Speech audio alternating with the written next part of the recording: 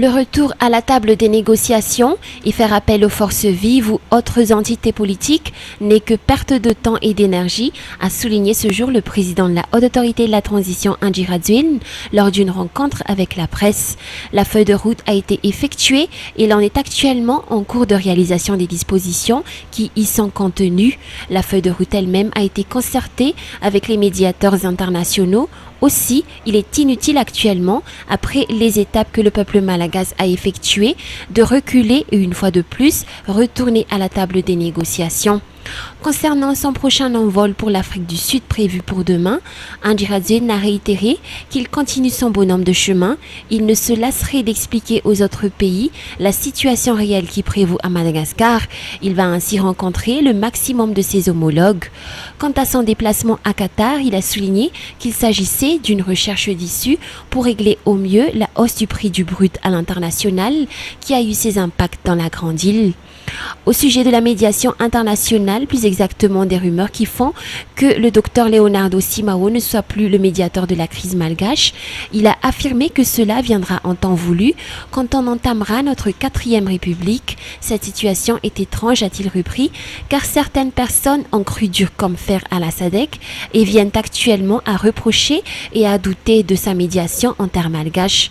Au sujet de l'élargissement des institutions du Parlement de la transition, Andry Rajoelina a assuré que cela se fera, mais c'est la manière dont se fera cet élargissement qui pose un souci. Quelques signataires de la feuille de route sont actuellement contre cette feuille de route qu'ils ont signée. L'on ne peut toutefois avoir 50 membres du gouvernement, a-t-il repris. De toute façon, a-t-il terminé, on ne peut toujours satisfaire tout le monde.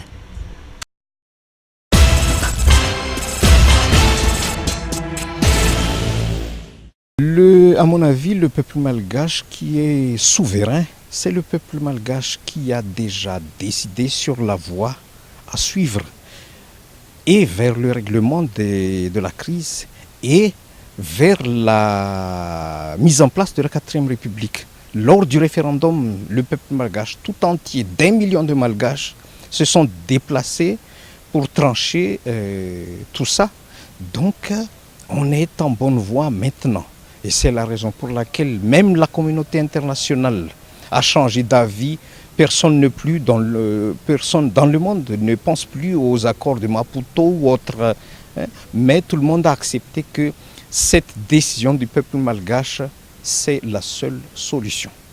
Donc, c'est la voie qui a été tracée. À nous de suivre cette voie. Aux politiciens, de suivre cette voie tracée par le peuple malgache. Je me demande pourquoi il y a des gens qui se disent démocrates, font une démonstration de leur antidémocratie, si l'on peut dire. Parce que, comme je l'ai dit déjà tout à l'heure, le peuple malgache tout entier a déjà décidé. C'est le peuple malgache qui a déjà tranché, notamment, surtout sur la Constitution. Donc, de quel droit quelques politiciens pensent que c'est à eux de penser que cette constitution n'est pas la bonne ou non. Donc, à mon avis, si l'on veut vraiment faire avancer ce pays, c'est à tout le monde de travailler vers la mise en place des institutions de la 4e République. C'est la seule solution.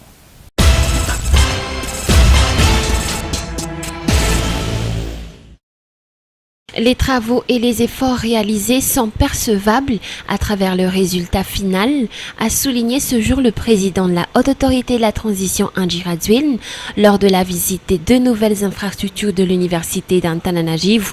Satisfait des travaux réalisés en l'espace de 10 mois, délai d'exécution des travaux, il a rappelé lors de cette visite combien l'enseignement supérieur est fondamental pour l'actuel régime. 608 étudiants et même plus auront la chance de loger dans ces 2 nouveaux bâtiments respectant les normes internationales de construction. Concernant les politiques et mesures servant à améliorer l'enseignement supérieur malagasy, Andry Rajoelina de réitérer que ce jour même, une réunion a été tenue entre lui, le Premier ministre chef du gouvernement, et le ministre de l'Enseignement supérieur et de la Recherche scientifique pour trouver la manière de mettre en place et de pérenniser le déroulement sans faille de l'année universitaire à venir. Le paiement des indemnités des enseignants, le salaire du personnel de l'université, ainsi que les bourses étudiantines ont été au cœur de leur entretien. À cet effet, il a été proposé que ces dus devront être perçus 3 mois à l'avance. Ces mesures ont été prises dans le souci d'éviter une année blanche. Personne n'accepterait une année blanche, a réitéré le président de la Haute Autorité de la Transition. Des instructions concernant ces nouvelles infrastructures ont été émises par Andry Rajoelina, à savoir la mise en place d'un canal SAT pour les étudiants, ainsi que la mise en place d'une nouvelle source d'énergie, comme l'instauration d'une plaque solaire, dans le souci d'alléger le quotidien des étudiants. Le président de la Haute Autorité de la Transition a été assisté par plusieurs hauts responsables, à savoir le ministre de l'Enseignement supérieur et de la Recherche scientifique, le ministre de la Communication, le président de l'Université d'Antananarivo, le directeur général de la CROA, ainsi que quelques représentants de la société CIMAD.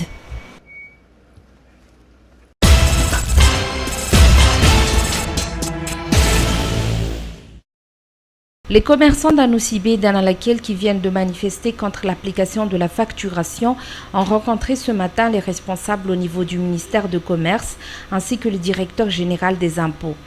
Une occasion sur laquelle certains points ont pu être éclaircis, dont la raison de l'utilisation de la facturation. En étant un titre de propriété, la facturation est la seule qui peut être comptabilisée pour le paiement des impôts. La facturation permet aussi la traçabilité des marchandises afin de mieux contrôler, selon les explications du directeur général du commerce, qui a expliqué aux grossistes et détaillants présents lors de cette assemblée que les détaillants ne sont pas concernés par la facturation et que seuls les grossistes avec un chiffre d'affaires de plus de 200 millions d'ariars sont assujettis à la TVA. Les commerçants, par ailleurs, ont exposé les raisons pour lesquelles ils ont refusé d'appliquer la facturation. D'abord, la non-compréhension des communiqués qui leur sont parvenus. Ensuite, le niveau d'instruction assez bas des commerçants. Ils ont alors avancé que désormais, il serait mieux pour eux si seuls les fournisseurs sont assujettis aux impôts. Ils ont aussi avancé l'initiative de respecter désormais le circuit de distribution, c'est-à-dire le circuit des produits partant des fournisseurs en passant par les grossistes puis les détaillants pour atterrir chez les consommateurs. Lors de cette rencontre, quelques solutions ont pu être trouvées. D'abord, le ministère a proposé à ce que des rencontres soient organisées plus fréquemment pour se familiariser, car le principal problème vient justement du manque de communication. Ensuite, le directeur général des impôts a rassuré les commerçants que la facturation ainsi que le paiement de la TVA sont une affaire entre État et fournisseurs, dont les industriels, les fabricants et les grossistes. Après cette rencontre, il a été décidé que les manifestations cessent pour trouver enfin un compromis.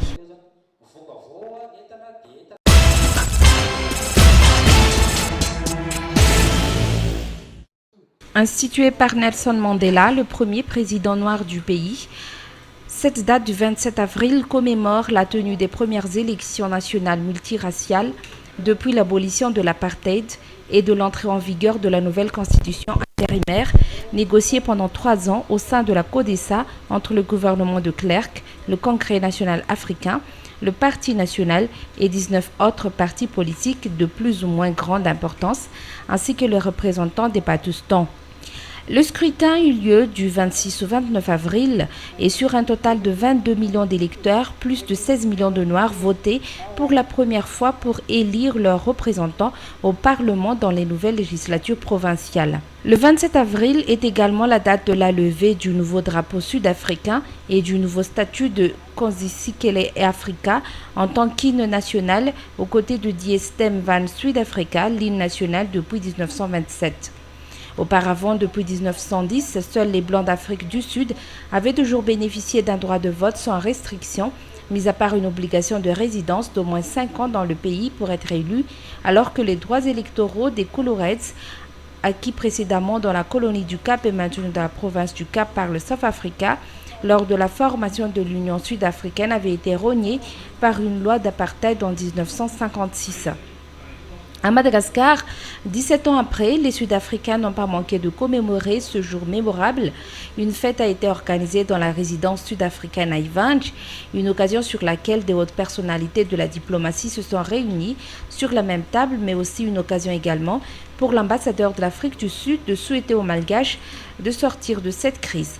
Avant de parler de la validation de la feuille de route, ce représentant de l'Afrique du Sud souhaite encore la reprise de dialogue entre les Malgaches et que selon lui, seul le processus malgacho-malgache peut aider le pays qui est dans la crise depuis 2 années.